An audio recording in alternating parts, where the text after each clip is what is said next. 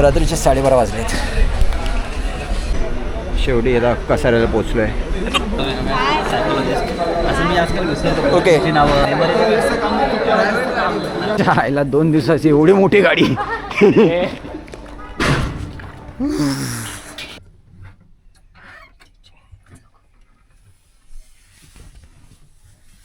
अरे उठ ना. रात्रीचं गाडीचं स्टे केलं आहे. जा तू पटकन. हा आहे समोरचा हातकड. आणि सकाळीच आता गाडी लावली आहे. तर काय माहिती काय काम चालू आहे. आणि आम्ही पुढचा आजचा ट्रेक करतो आहे. हा जवळपास आज 3 करायचे आहेत. तर पहिला आता हातकड आहे. काल नाशिक कसाऱ्याला उतरलो आणि नंतर मग इथे येऊन पोचलो. आता 7ला जागा आली आणि सुरू झाला. टार रोड आहे. टार रोडवरून तिकडे जायचं. आणि ते खाली काहीतरी हातगळवाडी. बुरुज सही दिसतो इथून.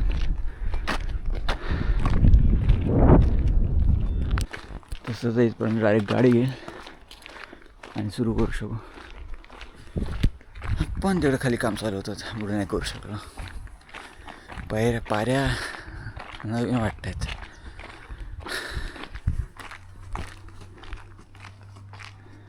आणि आहे हातकळ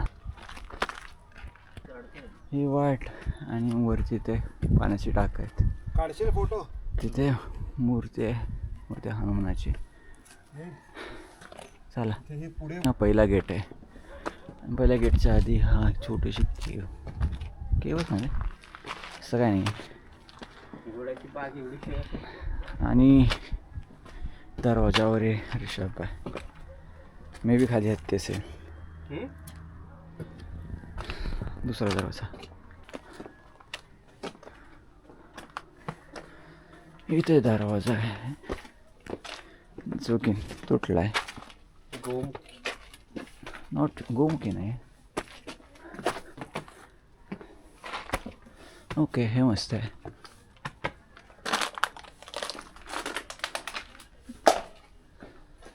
इथं होते पाण्याची टाकी. बाकी सर्व गणपती बाप्पा आणि पुढचा रस्ता. ही इथं गुहा आहे. गुहेच्या खाली होते इथं पाण्याचं साठा आहे काही.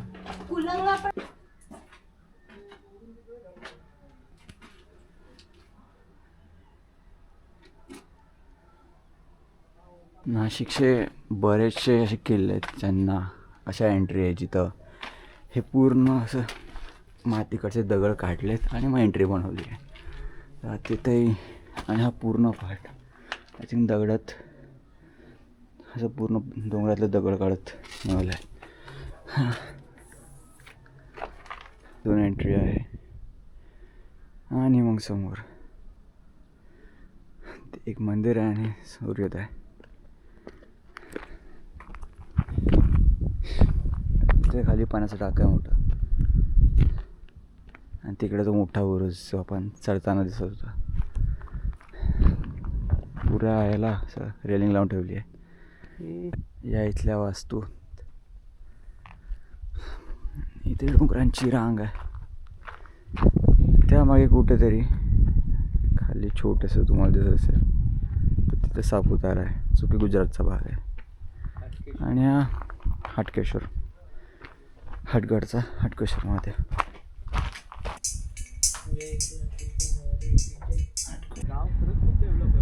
पाण्याचं टाकं मंदिर तिकडे दरवाजा तो तिकडे सापुतारा हे रेंज. तिथं खूप मोठं पाण्याचं टाकं दिसतंय.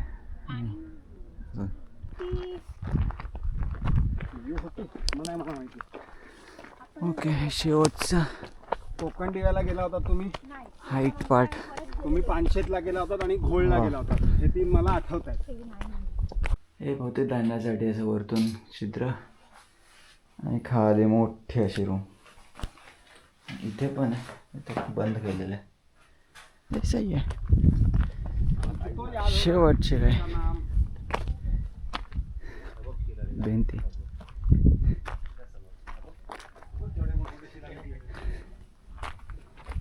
मनीषा नैना नयना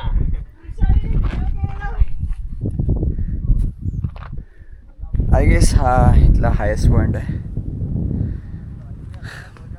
बराच सूर्य आताच उदय झाला आहे. सप्तशृंगी, मार्कांड्या, रावळ्या जावळ्या ते दिसत आहे. सापुतारा आणि बाकीचं सगळं दुसरंच आहे बाई.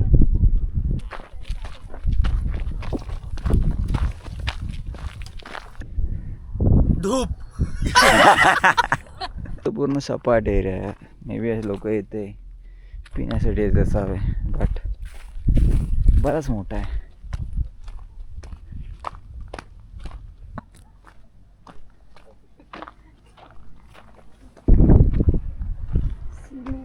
अजून क्लिअर खूप किल्ले दिसले. सो हाय व्ह्यू हातगडचं टोक. बस डेव्हलपमेंट झालं या साईडला. ते रिसॉर्ट वगैरे दिसतं छोटे. आणि हा पुरा हातगड. होय हा आहे तर डोंगरकडा हातगडला. बरंच खोल आहे. ओके, हे एक टाका दिसला जिथं नुसतं जलपर्णी हे झाड आलं आहे, वनस्पती.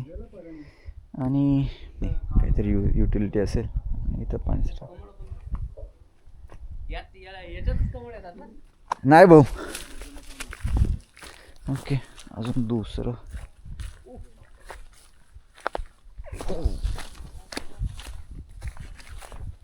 हे आहे दुसरा पाण्याचा टाका. पूर्ण वाढलेलं आहे.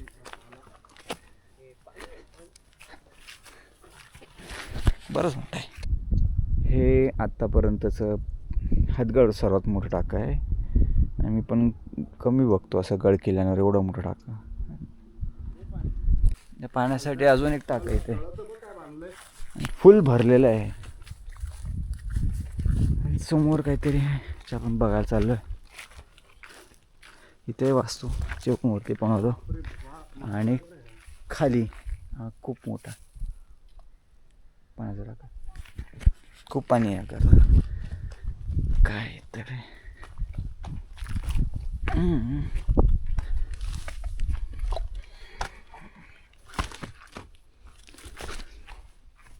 काय या ठिकाणी जस्ट अन एम्प्टी स्पेस. खरंच खूप मोठा आहे. ह्याला पाहून मला साल्ले रोडवरती जो आहे त्याची आठवण आली. तिथे मध्ये असा खांब आहे आणि अशी एंट्री आहे. ते प्रोसेस तसं करून ठेवलं आहे रस्ता. आताच काम वाटतं आहे. आणि बाजूला आहे पाण्याचं टाका. या पायऱ्या.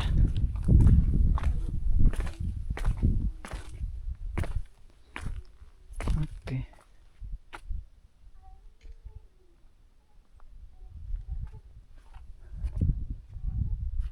अशा जागोजागी रेलिंग केल्या आहेत.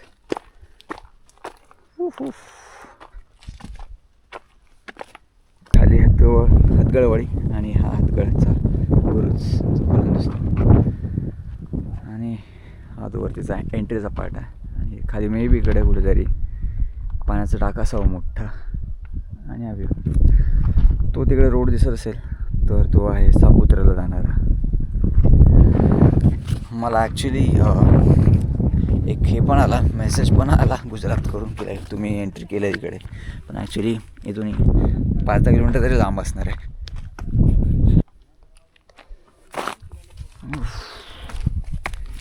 छोटासा दगडी पॅच आहे. आरामशीर चालू.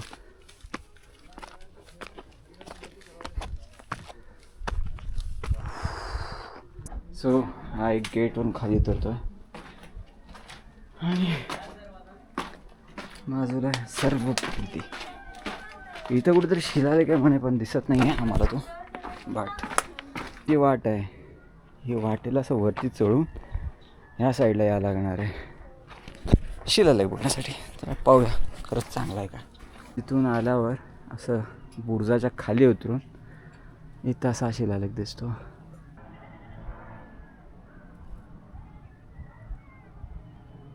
जरा असणे महाराजा धीराज प्रौढ प्रताप चक्रवर्ती विद्यमार्ग विजयी जगत भव. आचार्य परायण सारे उच्चारण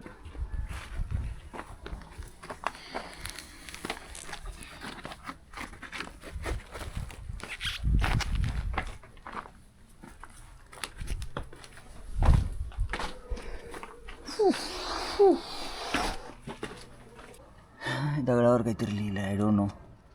शिलालेखच आहे की काय.